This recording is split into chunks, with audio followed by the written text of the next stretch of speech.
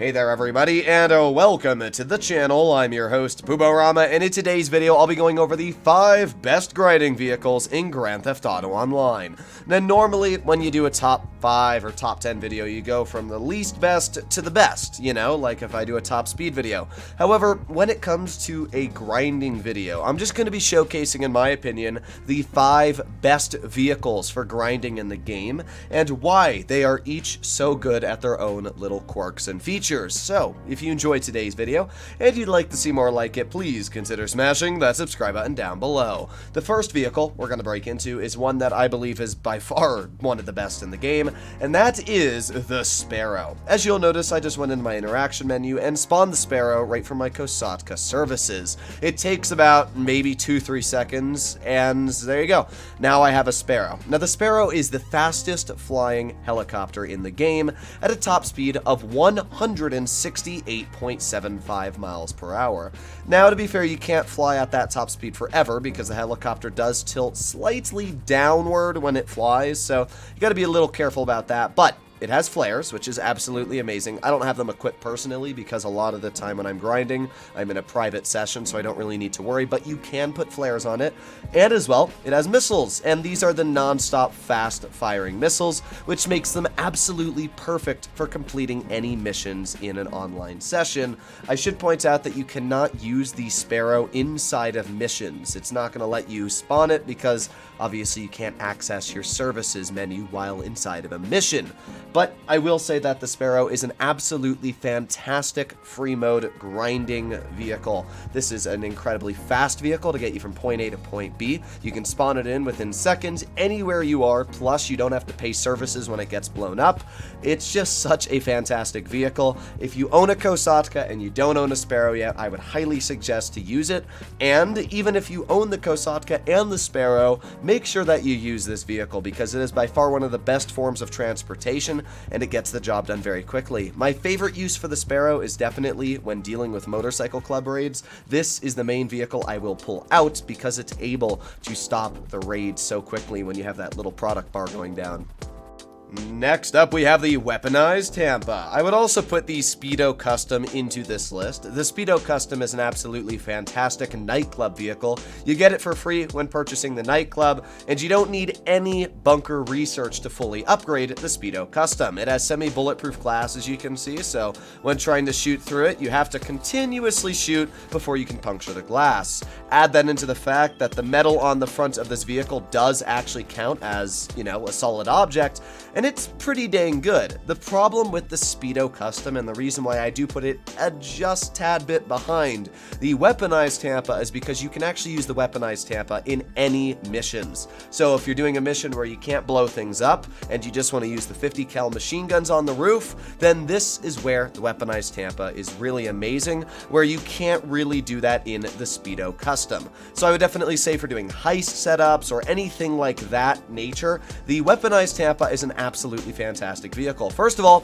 it has missiles, which is great. I mean, the fact that you do have front-mounted missiles means that if you do have to blow something up in front of you, easy as cake. As well, you've got the mounted 50 cal, which also blows things in front of you up very, very quickly, as you can see. It's also very accurate, so if I want to kill that person, there you go. You know, if I want to bop anybody in the head, you can very easily do that, as you can see from the 3 people we've just annihilated. And then it also has rear mortars, which are kind of useless, I'm going to be honest. Rear mortars, you can see, you got to like launch behind you, but they're so hard to actually like connect. I wouldn't ever really suggest to use them. Honestly, instead of rear mortars, what I would highly suggest to use if anybody's chasing you in a public session are the mines. All you gotta do is place a mine on the ground, and as you can see, it will blow anything up in front of you. So you got a little truck here, place a mine on the ground, he's gonna continue on his way, minding his own business, and then kaboom! There you go. So the Weaponized Tampa is great because it has so many different weapon options. You've got mines that you can place, you've got a dual minigun, you've got missiles which will annihilate anything in front of you. It's a fantastic vehicle for not only dealing with griefers if they are trying to mess with you, but as well, it's an absolutely fantastic vehicle for grinding money because AI are not good shots, and this just absolutely decimates them. As I said, the Speedo Custom is just as good. I mean, the Speedo Custom has proximity mines, designs. It's got semi-bulletproof glass, which even this vehicle doesn't, and as well the Speedo Custom has the same 50 cal. The problem with the Speedo Custom specifically is that if you're doing any mission setups, it's not going to be able to be spawned. As well, the Speedo Custom is quite a bit worse on handling and quite a bit slower on its overall top speed. So overall, I would say the Weaponized Tampa is a better vehicle, but it's a lot harder to get because you have to research your bunker, which is absolutely painful. This next vehicle was always going to make the list, and probably quite obvious to most of you, the Oppressor Mark II. A lot of people look at the Oppressor Mark II as a griefing machine, and yes, in certain aspects, a lot of people use it to grief. However, the Oppressor Mark II is a fantastic self-defense and as well money-grinding vehicle. First of all, the Oppressor flies incredibly fast. You can see when doing the handbrake glitch, which is just literally holding your handbrake on the Xbox remote. For me, it is RB I just have to hold. You can see I'm flying at 130 miles per hour, which allows this to be one of the fastest modes of transportation in the game.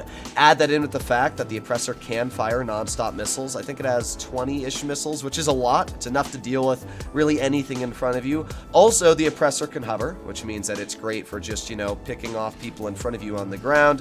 So overall, the Oppressor is just a great vehicle for getting to point A to point B very fast, kind of like the Sparrow. It has missiles just like the Sparrow, also a super fast boost, which is the other part of the Oppressor I absolutely love.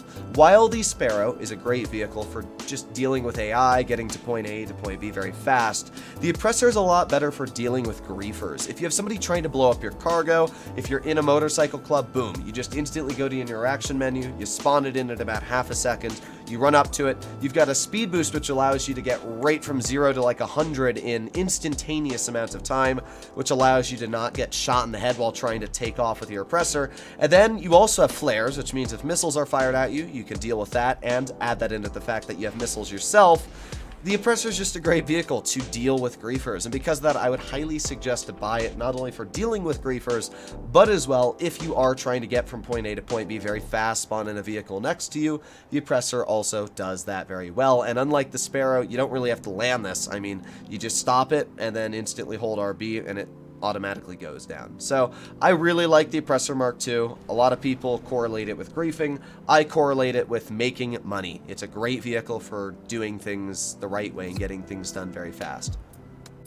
Next up, we have an honest must-buy when it comes to grinding, and this is the Toreador. Now, while this vehicle may not fly like the Oppressor or the Sparrow, it has a lot of other attributes that makes it absolutely insane. First of all, it has a machine gun that is incredibly devastating. Watch how quick this car in front of me blows up. I mean, you don't realize how devastating the machine guns are on the Toreador until you start using them on cars in front of you and manage to blow them up, as you can see, in just a few straight seconds. The Toreador also has missiles, and unlike a lot of vehicles in the game that are capped at, 26, 20 missiles, like the Oppressor Mark II, this vehicle is like a flying vehicle. It has an unlimited amount of missiles, so you can just keep shooting and shooting and shooting over and over until you probably die from blowing yourself up on the road. But yeah, so it's great in that aspect. It has unlimited missiles, and by the way, I should point out that these are the overpowered homing missiles, the ones that basically if you see a lock on a flying vehicle above you like an Oppressor, it'll probably hit that Oppressor if they don't have their flares active at that moment. Add that on with the fact that the Toreador has a super fast regenerating speed boost, allowing you to go upwards of 135 miles per hour, plus the fact that it has absolutely fantastic handling, as you can see. And finally, the Toreador can survive upwards of 6 homing missiles, which is absolutely fantastic. And I should also point out, it's a 4-seater and it can go underwater. I mean, is there anything this vehicle can't do? Well, yeah, it can't fly. But I would say going underwater is just as important, because that means that you can actually land your vehicle in the water. If you're using a vehicle like the Deluxo or the Oppressor Mark II, you can't actually, if you have to do a boat mission, you can't land your Oppressor in the water. This vehicle, you can send it right off the docks into the water, use the torpedoes to blow people up, and then just get out of the vehicle and it's completely fine.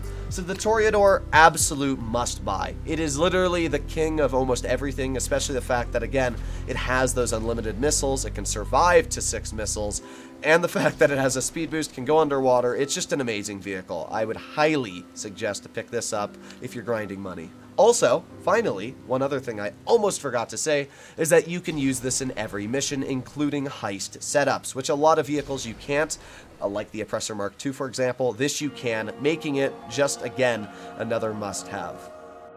And finally, we have this, the Mammoth Avenger. Now, you might be surprised to see the Avenger making a best money-grinding vehicles list, right? It's big, it's kind of annoying to spawn in. Why would I ever pick this? Well, there's a couple reasons. First of all, it's the fastest vehicle in this entire list. The Avenger has an incredible top speed of 178 miles per hour. And unlike the Sparrow, that kind of flies downward and you have to constantly course adjust, this vehicle doesn't. So, obviously, to plane, I can just go up and down and do really whatever I want with it. Also, I should point out that the Avenger can go into hover mode because it's based off of the Osprey, so now I can just kind of chill in one spot, one position whenever I want to. The Avenger has bombs that the pilot can control, so you can see I'm going to open up the bomb bay doors, and boom, there you go, got some bombs dropping. Now, if you want my opinion, I just use the stock bombs because they're actually the best. They do the most damage, they have the biggest explosion radius. Cluster bombs are an absolute waste. The other ones are okay. Well, gas is pointless, but I would really suggest to go for just the normal bombs on your vehicle. The main thing I really like about the Avenger, though, is two things, actually. First of all, I think it can survive upwards of like 20 homing missiles, which is insane. But the better part is when you put it into hover mode. So you can see I'm going into my Avenger and engage autopilot. So now my Avenger is just kind of hovering, and I'm going to enter the Avenger's hold. And this is where it becomes so nice for missions. So let's pretend you've got a mission where you got to kill a bunch of bad guys. I don't know. It's a motorcycle club business raid, and you got to kill a bunch of people to collect the testimony. What you can do is, well, let's say I like this seat here. So I'm going to sit down over here. I'm not sure. I'm hoping that this is the bottom mounted turret. But if it is, you're going to watch what it does. It is. So now I can just kind of, you know, murder a bunch of people. These are explosive rounds. They are just as deadly as like the laser's explosive rounds, and you can really control them anywhere. So if you have the Avenger hover at maybe about 100 or 200 feet above the ground, I'm a little high up right now, so you can see these aren't really hitting the ground, but there you go. Now you can see them hitting the ground. So as long as you're not too high up, these will absolutely obliterate the enemy below you. You have no chance of even being damaged, and if your Avenger gets blown up, you don't even die. It just kicks you out.